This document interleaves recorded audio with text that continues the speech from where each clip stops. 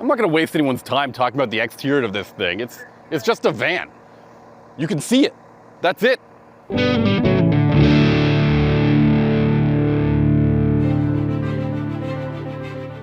There's only 4 minivans on the market, so anytime one gets an upgrade, it's a pretty big deal. For 2025, the Kia Carnival gets a hybrid powertrain, which improves its fuel efficiency by a huge margin. Is that enough to make this minivan stand out in this small segment? Let's take a closer look and find out.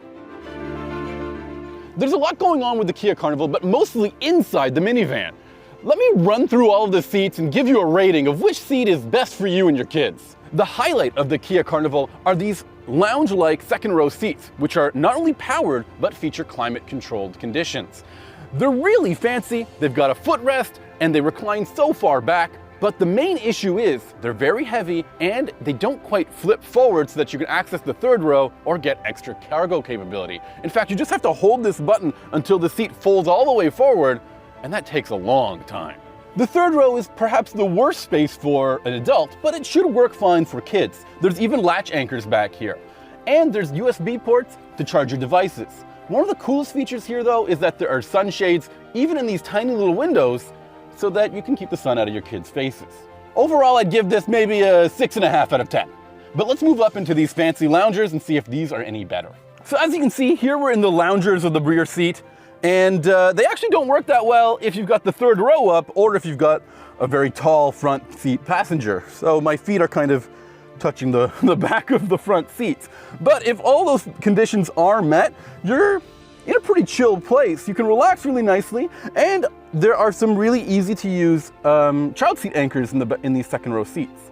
The main issue I have with these seats though is that they're fairly heavy, they're difficult to move around, and they take forever to fold or maneuver into place. Which means if you're stuck in, like, I don't know, a rain or snowstorm, you're just kind of like watching these seats move for what seems like forever while you or your kids are getting wet or getting cold. Doesn't seem very family friendly in that way. And in addition, a minivan's secondary function is to be a practical hauler. I know so many dads who just use these things as hardware store getters. And if you can't remove these second row seats or fold them forward in any reasonable way, you really lose a lot of the vehicle's practicality. I guess overall, I'd give the second row seats about a 7.5 out of 10, especially considering how family unfriendly they can be. But let's move into the front seats and see how high-tech this Kia Carnival Hybrid really is, and if it's a comfortable place to sit.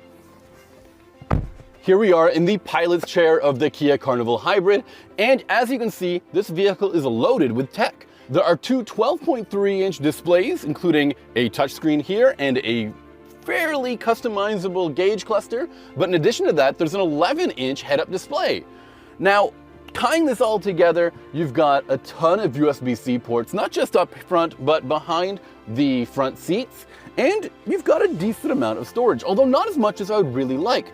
You see, in the Carnival Hybrid, they've changed the gear stick into this rotary knob. It reminds me a lot of some of the Genesis vehicles out there.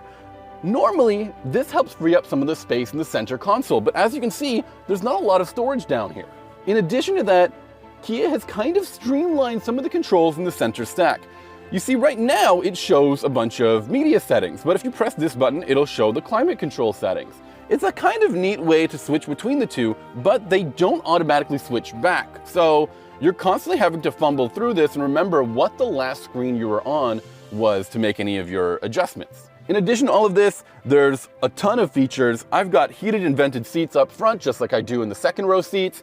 I've got a wireless phone charger. I've also got wireless Android Auto and Apple CarPlay. So there's a ton of stuff going on here.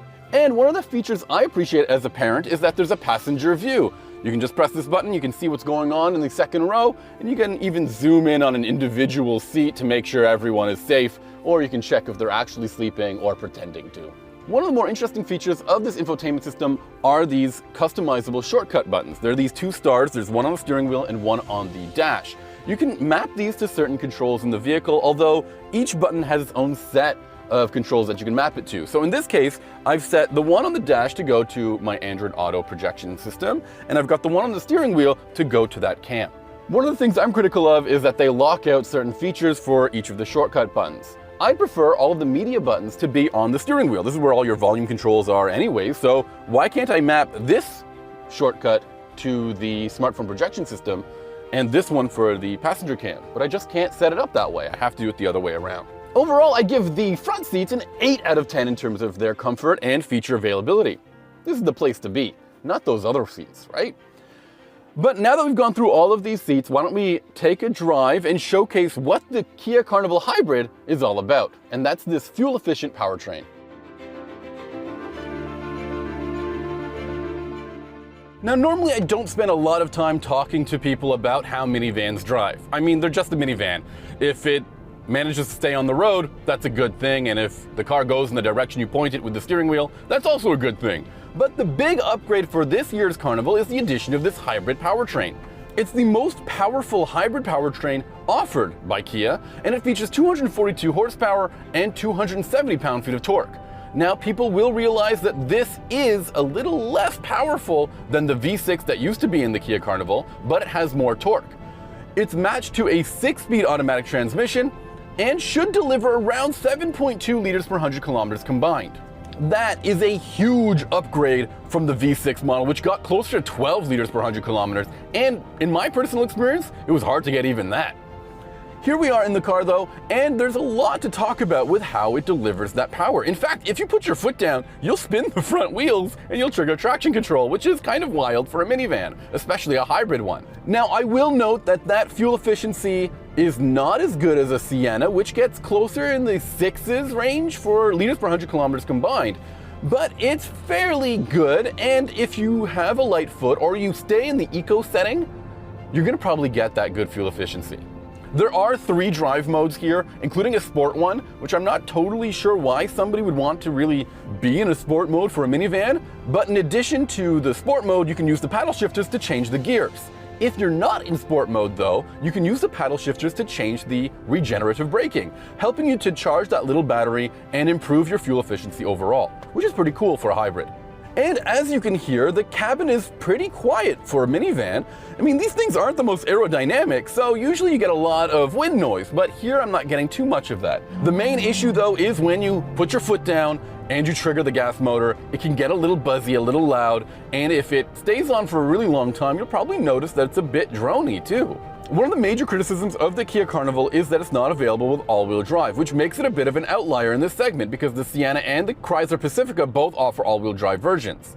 Of course, you can't get the hybrid version of the Pacifica with all-wheel drive, but for those that need all-wheel drive, it's available for them, and that's just not the case with the Kia. Now, the Carnival Hybrid starts at around $49,000, which is roughly $7,000 or $6,000 more expensive than the gas-powered version of the car.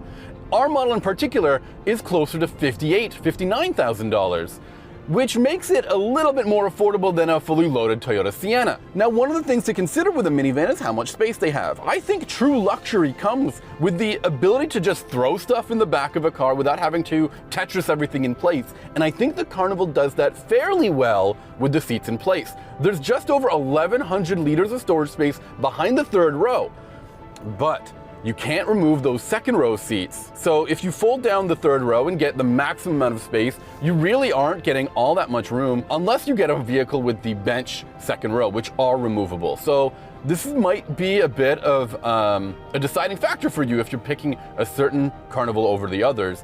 If you really value cargo space, maybe get one of the models with the bench seats. On the other hand, those second row seats are really cool for maybe grown-up kids who just want to lounge or sleep in the second row. I like that. It's also a great place to just hang out, maybe get some work done while you're on the go, or play some video games, because there are a ton of chargers in this thing that'll help keep your Nintendo Switches or computers running. And there's a ton of little plugs here as well, so you don't have to rely just on USB-C charging. Now, in terms of handling, this car isn't exactly a Canyon Carver, but it generally goes where you need it to go in comfort. I like that they haven't opted to use massive wheels that will really impact the ride quality. The ride is pretty soft and comfortable. It's not too stiff, and as a result, you've got a pretty cool place that a kid can probably fall asleep in. I know mine has, in the second row seats there. The problem with the Kia Carnival is that it comes with a bit of a compromise depending on the higher trim level you get. Because if you pick the model with the fancy second row seats, you kind of impact your ability to use the third row on an everyday basis, because just getting in and out of those seats is very difficult and it hinders the overall cargo capacity of the car. Now, in addition to all of these features though, the Kia Carnival comes with all of those fancy safety assist and driver assistance features, including highway driving assist, which can help you on long, tedious road trips and even bring the car to a complete stop in tight traffic. And there's also a ton of cameras to make sure that you have no difficulties parking this massive vehicle in tight spots. The 2025 Kia Carnival Hybrid is the best version of this Korean minivan. It's not just a parent mobile, but it's also a luxury limousine, a mobile workspace, a hardware hauler, and a high-tech showcase. It may not be as fuel efficient as a Toyota Sienna, and it doesn't come with all-wheel drive, but it offers a ton of feature and is plenty affordable. And for parents on the go, that's a sweet combination. For Driving.ca, I'm Sammy Hajjasad.